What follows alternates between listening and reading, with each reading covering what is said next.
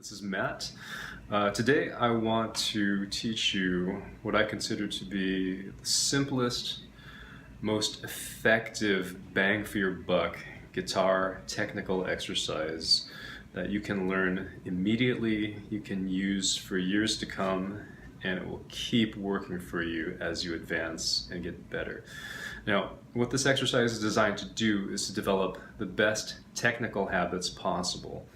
Direct and efficient application of minimum physical effort, which is also called economy of motion, and with the maximum amount of relaxation. It will solve a ton of the issues with your left hand, and it will do all wonders for your right hand and your timing and your synchronization as well. So without further ado, let's get started. Okay, so we're going to start at our 5th fret. We're going to cover the span of our 5th to our 8th fret, in other words, 4 frets. Now the reason I want to start here is because the frets are sort of medium spaced. They're bigger down here and they're smaller up here, so this is kind of a good middle ground to begin with. I want you to imagine that from your 5th fret to your 8th fret, and the width of the neck defines a rectangle. Okay, so that rectangle is going to be the space that your hand covers, and I want your thumb to be in the middle of that rectangle. Now this is very important. Don't have your thumb up high, don't have your thumb over here, have your thumb in the middle of this rectangle, because that will give equal support to all your fingers if your thumb opposes. If it's over here, you got no support over here, and generally your hand tends to sort of hinge like this, which we do not want to do. So think about that rectangle, put your thumb in the middle.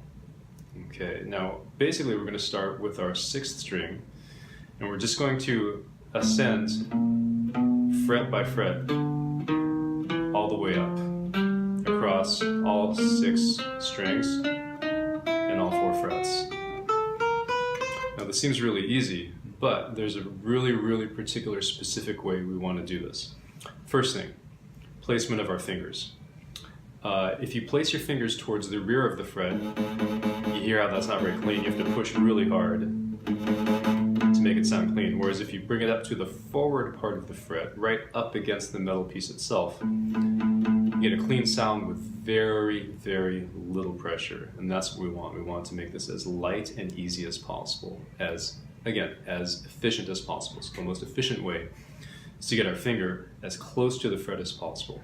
Now the second thing we need to do with our finger is to point it directly back into the neck itself as much as possible, which means that you want your finger to be like this, not like that. This is direct pressure. It's like poking somebody.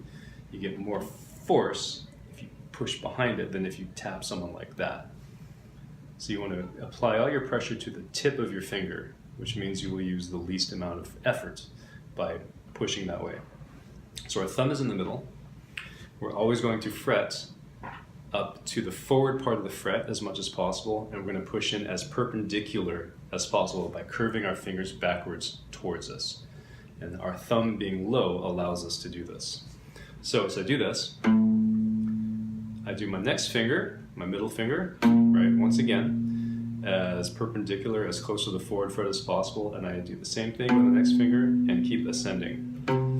Now notice how I haven't taken my fingers off. I didn't do this because all that's unnecessary movement. We don't need to do that. So we're just going to do this. Now once I've played this note and I move to this one, I can relax this finger, but I don't move it. I just relax it. And then keep going. See, I keep all my fingers placed as I ascend. As relaxed as possible, as much attention paid to how I'm placing my fingers. Now as I descend, I'm going to place all my fingers first, again, perpendicular, as close to the fret as possible, and just take them away one by one.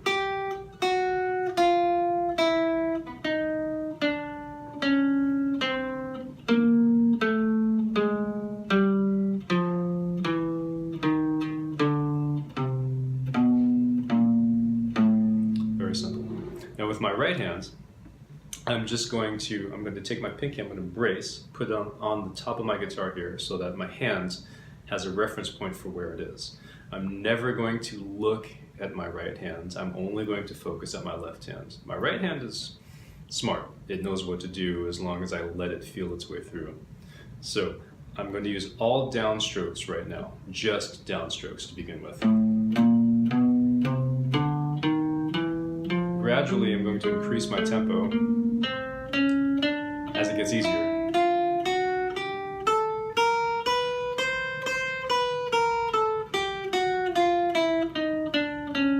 Place them all, one by one, remove.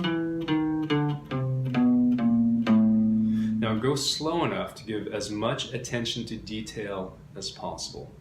Slow and correct works. Fast and sloppy means you're simply training yourself to be sloppy, which we don't want.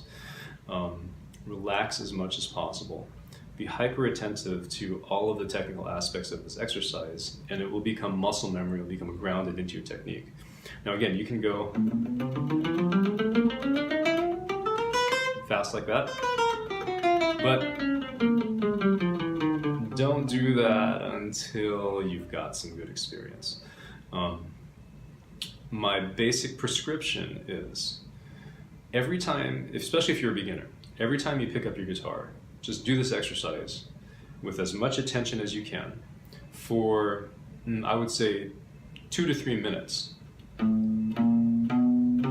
Or until it starts to feel like it just got easier. And then from that point, do it another minute as you feel yourself progressing, and then go ahead and play. Now, if you pick up your guitar 5 times a day, which would be great if you did, do this exercise every single time you pick up your guitar. And I guarantee that will get your mind and your hands in tune, and it will ground your muscle memory and your technique into relaxing and being precise and not overexerting yourself, which is very common for beginners. Okay, that's it. I would suggest you watch my next video about variations on this once you've done this for a couple weeks and it starts to feel easy. All right, so good luck. I hope that works for you. Actually, I guarantee it'll work for you as long as you do it. So